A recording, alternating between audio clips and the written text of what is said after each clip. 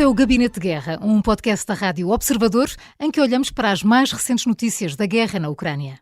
Bruno Cardoso Reis, ainda não tivemos a oportunidade de falar aqui nas manhãs 360 sobre a morte de Navalny. Que impacto vai ter na população russa, ou seja, dentro da Rússia, mas também fora dela e na guerra da Ucrânia? Bem, por um lado é importante começar por esse ponto que a morte faz parte de um padrão, não é? Portanto, sim, mortes violentas, suspeitas de tudo o que são potenciais rivais, potenciais ameaças a Putin, que já começa há muitos anos atrás, não é? Começa com, por exemplo, aquela jornalista, Anna Politkovskaya, depois com o Boris Nemtsov em 2015, que era no fundo o outro grande líder da oposição russa antes de Navalny, a poucas centenas de metros do Kremlin, assassinado a tiro. Por exemplo, no estrangeiro, o Litvinenko, um dissidente até dos serviços de informações, ou o Skripal, já em 2018, e agora nos últimos meses tivemos, por um lado, a morte de Prigozhin, não é? Aquela queda de avião, e agora a morte de Navalny, que já tinha sido alvo de uma tentativa de assassinato, de envenenamento com um agente químico em 2020. Isso foi possível documentar porque ele foi transferido de urgência para a Alemanha e depois houve uma investigação até da própria rede Navalny e também daquele coletivo de jornalistas independentes, o Bellingcat, que conseguiu provar isso e até conseguiu levar um desses agentes que esteve envolvido na tentativa de assassinato a confessar numa chamada telefónica exatamente o que é que tinha acontecido.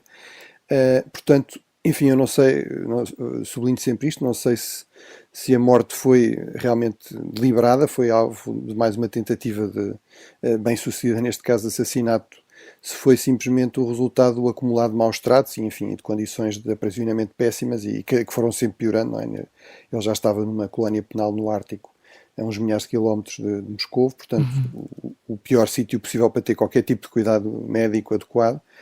Mas portanto, esse padrão é aqui um dado importante e que, do meu ponto de vista, mostra que realmente, por um lado, o regime tem grande capacidade em termos de força bruta, não é? Em termos repressivos, tem usado com cada vez mais frequência. Nós podemos ver isso como um sinal de força. Eu também acho que é um sinal de uma certa fraqueza, de um regime que tem de tal forma medo da sua própria população que não consegue sequer arriscar, aparentemente, ter um líder da oposição preso, condenado a 20 anos de cadeia numa colónia penal no Ártico e de alguma forma ele acaba eliminado. Agora, isso não quer dizer que realmente o regime esteja em risco iminente, porque realmente tem um aparelho repressivo muito forte e tem uma elite que, como o próprio Navalny denunciava, beneficia enormemente deste sistema, tem enriquecido pessoas que se têm tornado não milionários, mas bilionários, explorando no fundo o sistema, roubando dinheiro, enfim, que devia ser usado para ajudar a desenvolver a Rússia, e portanto toda essa gente tem muito pouco interesse em que o regime caia, tem muito a perder se o regime cair. Isso leva à questão da Ucrânia. Era o próprio Navalny que fazia essa ligação. O próprio Navalny deixou claro, sobretudo nos últimos anos, e foi provavelmente uma das razões que o tornou um inimigo ainda mais detestado do regime, que realmente esta era uma invasão ilegal, uma guerra criminosa, como ele a descreveu, e que era fundamental para o futuro da liberdade, não só na Europa e na Ucrânia, mas na própria Rússia, que a Rússia fosse derrotada, que o regime russo fosse derrotado na Ucrânia. Isso poderia criar as condições, aí sim, para pôr para que os russos pusessem em causa o regime e para que houvesse aqui uma dinâmica que permitisse à oposição ganhar terreno. Portanto, isso parece-me que é algo que faz todo o sentido e, portanto, eu diria que a melhor forma do Ocidente, por exemplo, retaliar em relação à morte de Navalny é precisamente reforçar o seu apoio à Ucrânia num momento particularmente crítico, por exemplo, e de uma vez pondo-se a questão de o que fazer dos bens russos que estão congelados. Pelo menos que os rendimentos desses bens fossem usados para apoiar a Ucrânia. Acho que isso podia ser um sinal forte que realmente este tipo de ações também tem consequências, precisamente numa zona, numa área onde o regime realmente tem particulares fragilidades, como ficou também claro com o próprio episódio de Prigozhin. Bruno, e no terreno, que significado tem a retirada ucraniana da cidade de Avdiivka? O racionamento das munições tem sido decisivo, não é? Para algumas das perdas ucranianas no campo de batalha. Pode falar-se do risco da Ucrânia perder mesmo esta guerra? Num conflito há sempre esse risco, sim. não é? E como eu também tenho chamado a atenção, não é pelo facto de o conflito ter evoluído num certo sentido durante um determinado período, que depois essa evolução linear vai continuar.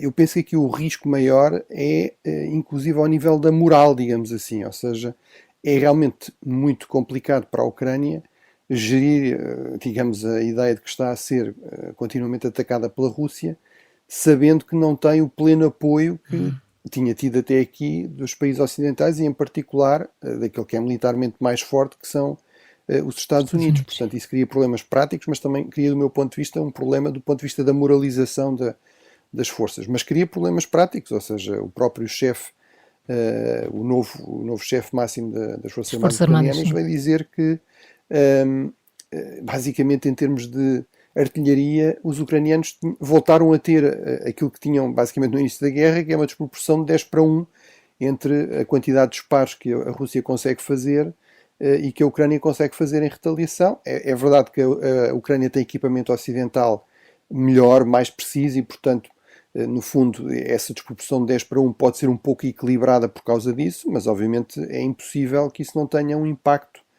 muito mau em termos da capacidade de resposta, de resistência da Ucrânia e, portanto, para já o que nós assistimos foi uma grande concentração de esforços durante muitos meses nesta zona da Avdiivka, que é apenas uma parte de uma frente que tem 1000 km. A Rússia não parece ter capacidade de fazer isso em mais do que um sítio de cada vez, portanto, no fundo, ir repetindo aquilo que fez também em Bakhmut. Mesmo assim, tem estado a demorar muitos meses a conseguir resultados, e isso também se verificou aqui em Avdiivka.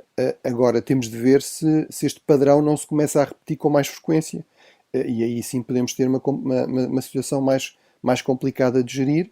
E eu diria que aí um fator fundamental, não é o único, mas um fator fundamental é realmente rapidamente resolver-se esta questão do apoio americano à Ucrânia. O Gabinete de Guerra é um podcast da Rádio Observador.